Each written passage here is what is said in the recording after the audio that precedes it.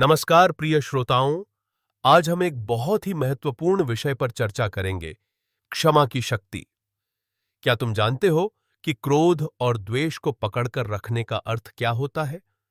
यह ऐसा है मानो तुम खुद जहर पी रहे हो और उम्मीद कर रहे हो कि दूसरा व्यक्ति मरेगा। क्षमा यह सिर्फ दूसरों के लिए नहीं, बल्कि खुद को मुक्त करने का माध्यम है।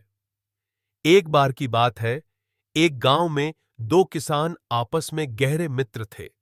वर्षों तक साथ में खेतों पर काम किया, लेकिन एक दिन किसी बात पर मनमुटाव हुआ और दोनों ने बातचीत बंद कर दी।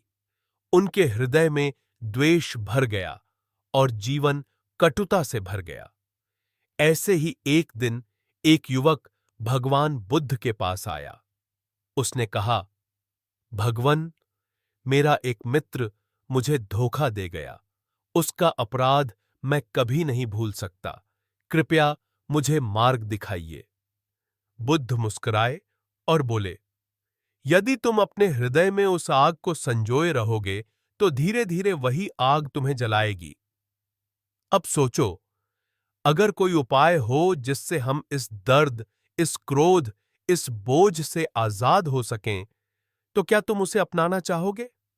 भगवान बुद्ध ने मैत्री यानी प्रेम और करुणा का मार्ग दिखाया।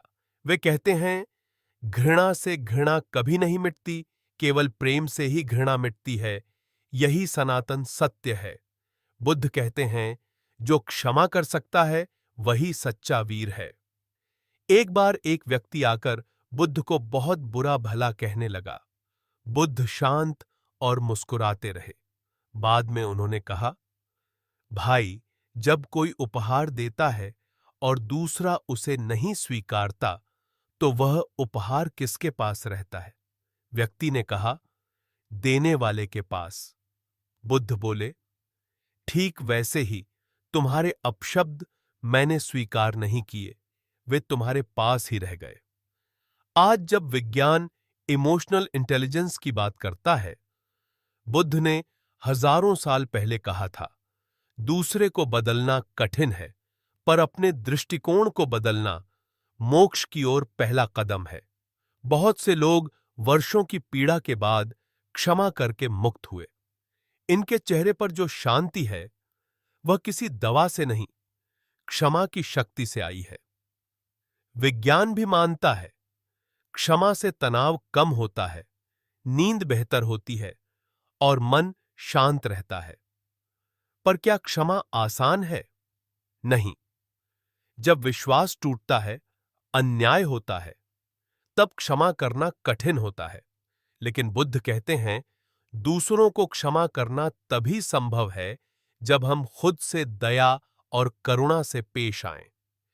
इसलिए पहला कदम है स्वयं को स्वीकार करना। कुछ अभ्यास। रोज रात को लिखें, आज मुझे किससे चोट पहुंची और क्या मैं उसे छोड़ सकता हूं? ध्यान में बैठें और उस व्यक्ति को प्रेम भेजें। संवाद में करुणा रखें, कटुता नहीं।